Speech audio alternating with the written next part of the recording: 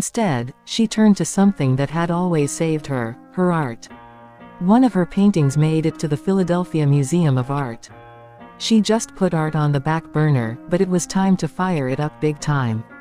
With each stroke of her brush, she poured her pain and passion onto the canvas, creating vivid landscapes and portraits that resonated with every fan she amassed on Instagram. She'd leave the nightlife behind. One early morning, Dream leaned back on her work stool, dried paint splattered across her apron. The smell of Mary Jane lingered as she took a moment to admire the large canvas before her, something that kind of became a signature design for her. Flowers and puzzle pieces, a constant tribute to her loved ones that were autistic. Only a couple of months ago, she had been tucked away in a dirty, illegal strip club, exchanging moments of her life for a handful of a temporary, fast cash fix. Now, her nights were filled with laughter, peace and the hypnotic flow of paint from her brush. The fact that she was finally able to spend more time with her son was a real dream come true. Her prayers were being answered, to say the least. Her social media account had become a newfound lifeline, connecting her with a vibrant audience who responded not just to her art, but to the warmth and genuine personality she displayed. The live online painting sessions had flourished to local hair salons, barber shops and bars into personal galleries, where the mix of people coming to spend money already and conversation blended with the swish of her brush across the canvas. The buzz of her art shows became even more electrifying the night she met Freddie. With an air of charm and swagger that was hard to ignore, he introduced himself as the owner of Café Brown Sugar. It was a cool spot known for great coffee and better food. It wasn't uncommon to see local and A-list celebrities stopping by. If cozy and rich was a place, it was there. Dream had to give to him, a great job was an understatement for what he did with his cafe. "Your work is mesmerizing," he purred, his eyes glimmering like polished emeralds. "I can offer you a chance to showcase your talent here, and trust me, it will be a game changer." At first glance, it felt like a fairy tale. He had become part of her landscape, painting her future in strokes of encouragement. The proposition was irresistible, a place to display her work, fresh long-term income without the looming threats of her former life.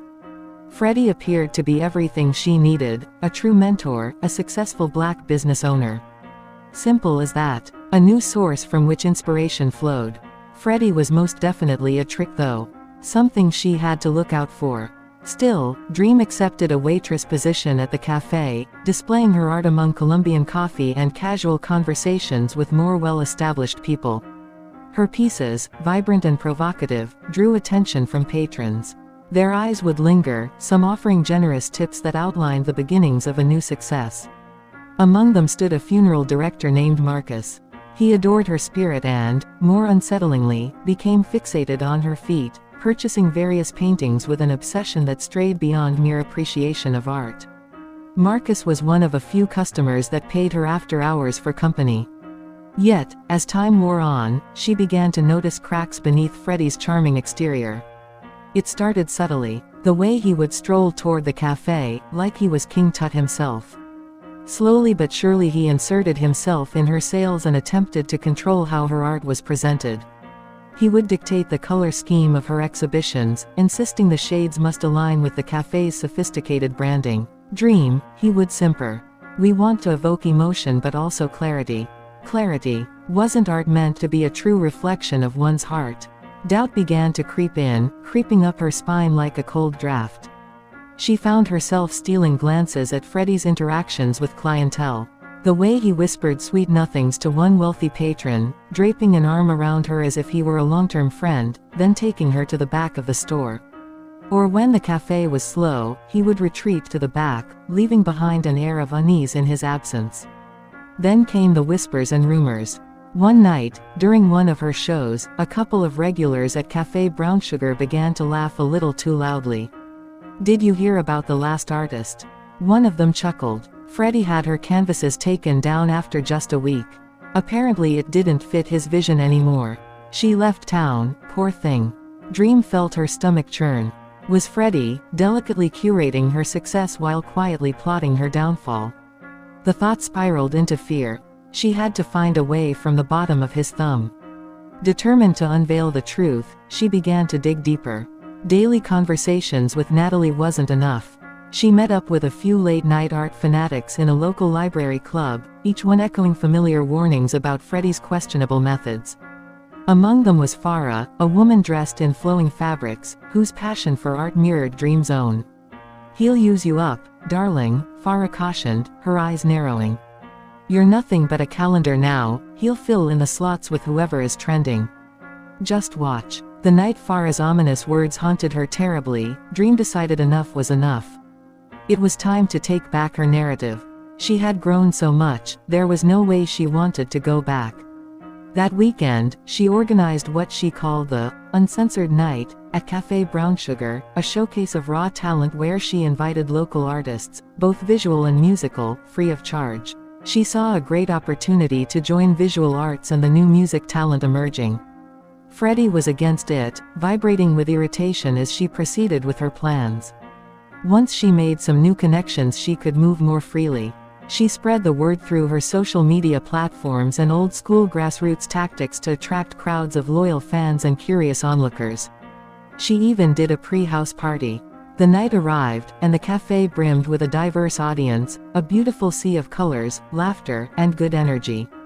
Freddie's once sleek establishment felt alive and turned up, in a way he had never intended. As the laughter echoed amidst the performances, Dream saw Freddie's fraudulent smile crack more and more, his charm stripped away by the vibrancy of real art and Dream's great turnout. Each brushstroke that night birthed a sense of freedom for her. The night's event was coming to an end, the night's personality held the weight of her story, filled with the lack of regrets and determination. Freddie's influence flickered as she discovered. With the last strokes of paint drying on her canvas, Dream left a distinct imprint that night, not just on her work, but in the hearts of her entire community. And as the last guests made their exits, she whispered a silent promise to herself: she would never let herself be boxed in again. Part 2. Freddie was a material man living in a material world, a man whose tailored suits and Gucci loafers whispered of wealth and privilege. He leaned over the small café table, the air between him and Dream baking with tension. "I can elevate your art," he murmured, his voice low and inviting. "We can build something beautiful and indulgent together." But to Dream, he was not the romantic hero he believed himself to be, merely an opportunist, in lust with his reflection in a polished mirror of success. Amid the rise of her popularity, Freddie's demeanor shifted drastically. Game recognizes game all day long, and this game had an undercurrent of danger, a jealousy simmering just beneath his impeccably pressed collar. He dragged customers away from her table, casting doubt like a shadow over her newly nurtured creativity. "Is that really all you can do?" he taunted one evening, trying his best to lower her self-esteem. Splash paint on a canvas. Real artists struggle for credibility, Dream. Freddie somehow got it through his super thick skull he was never gonna get any pussy from her. The confrontations came back to back, with each exchange she forced her exploitation into her work. Dream's spirit ignited, not extinguished. For every verbal assault Freddie hurled, her brush danced with renewed. Her marketing skills had become unmatched.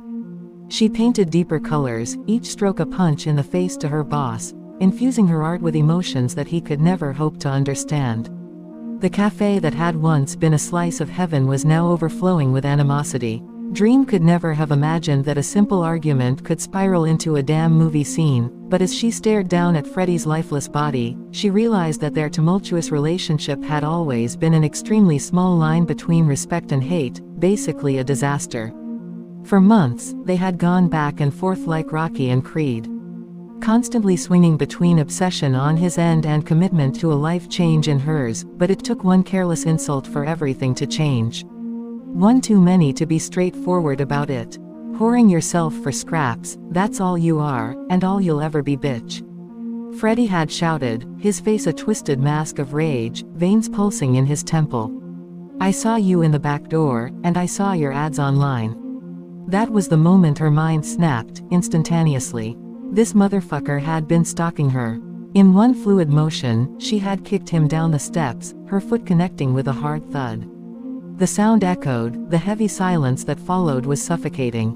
Panic surged through her veins, but instead of crashing down into despair, an unbidden wave of relief washed over her. He would never torment her or another young woman again. The thorn that had dug into her side for so long now lay crumpled on the floor. But relief brought with it a tidal wave of guilt.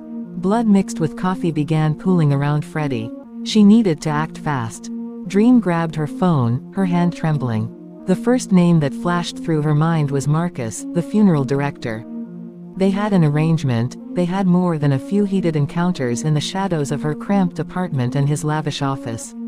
Maybe, even in his morally ambiguous world, he would help her. Marcus was the go-to guy to get dirty guns buried, for the right price of course. She dialed out, her heart pounding like Nick Cannon on a drum in drumline. "Hey, it's me," she began, trying to sound calm. "I need a favor. Freddie's dead, and He quickly cut her short. "Dream, what did you do?" His voice was full of self-worth, like he wasn't a piece of shit. "Help me. I need you to." And cut her off again. "No, I can't involve myself in that." The line went dead, leaving Dream with an increasing sense of dread. She had hoped their history would have meant something more. But with the deadline of discovery looming like an executioner, time started slipping away. "Fucking bitch is gonna have to learn from this one," she said aloud to herself. The need for an immediate solution ate at her as she contemplated her options. In the stillness of the room, the walls seemed to close in tighter around her. She knew she could call the police, stage it as an accident, and maybe twist the narrative just so. After all, who would believe the frantic woman?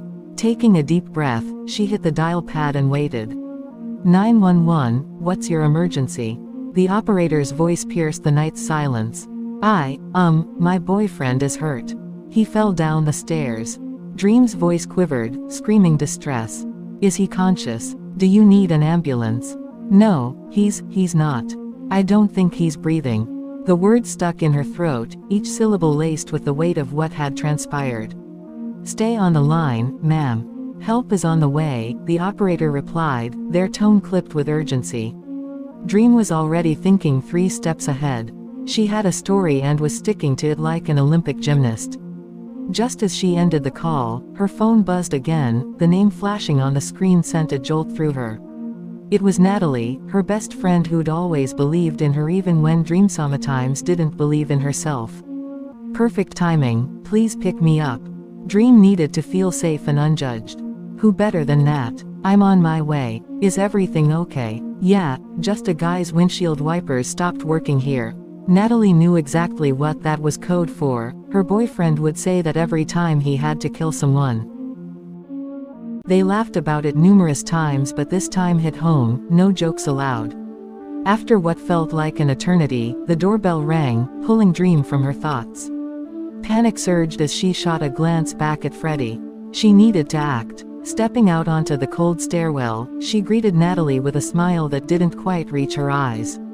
Get me out of here. She was barely able to get it out. Nat handed her sister a blunt and nonchalantly led her friend away from the scene of her crime. But a weight pressed on her chest as they climbed into Natalie's car. This had to be a nightmare. This wasn't Elm Street, but she knew Freddie would come back to haunt her. His obsession was to the moon. Driving past the same cemetery she watched her friend and child's father get into the dirt, her brain was all over the place, but she remained calm. Dream wrestled with her emotions while the softness of her friend's laughter wrapped around her like a comforting shroud. She could almost forget, but it was the whispers of that cell door closing that kept her grounded. No bullshit. Once back in her tiny studio apartment, she opened her supplies almost instinctively. She needed to work in order to cope with her new life. The brush flew across so smoothly, each stroke a purge. In normal circumstances she would take her time painting. Clearly it was a new day. New wave. Best friend, we good? Natalie asked, disturbingly calm. Dream looked at her and smiled, her eyes voicing, it's a process. After attending Freddie's funeral, Dream learns her plan. Calling the cops backfired and she is wanted for questioning. Freddie's demise rippled through the community like a bad snowstorm. There were a lot of cold pockets right now. Dream hustled her paintings very fast and strategically. Freddie wasn't hated by everyone, and not everyone believed her lie. Being cautious with her freedom, she was only able to sell a few art pieces. Feeling forced to get familiar with old habits, Dream calls Marcus up. "What's up, G?" he answered flatly. Not wasting a millisecond, she turns into that annoying old lady at church that won't stop crying after the preacher lays hands on her, and cries hard. "Why didn't you help me? Now look at me, I'm going to jail." She stopped talking to cry some more. "Marcus, I'm going to prison. Come to the Upper Darby house." He couldn't take the crying. He was drunk and trying his best to relax. "Natalie, pack a small suitcase, I'm gonna Uber to you, it's time to go, baby." Within 20 minutes, Dream is outside her friend's house. Natalie gets in and immediately asks, "Where the hell are we going, crazy girl?" Dream smirked and said, "The White House." Natalie trusted Dream with her life, so she just sat back and enjoyed the ride to the suburbs. With this not being the first time she was at this location, she knew the pin to unlock the door. Marcus was so drunk he was basically asleep when they arrived. Easy does it. He left her normal donation on the table plus some extra, for a lame apology, she guessed. Dream picked up the first key fob she saw, it was the Range Rover. She left a note saying thanks for being a friend, letting her borrow his beloved SUV in this severe time of need, with her panties on top. In a smooth but fast-paced walk to the truck and pull off. "First stop, I gotta leave Nico with some money." Natalie stopped her. "You're gonna Cash App it, you're too hot." Just like that, Dream and Natalie hit the road. Next stop, who knew? Thanks for tuning in. Be on the lookout for The Last Trick, Part 2 and more short stories from Slim. Peace and blessings.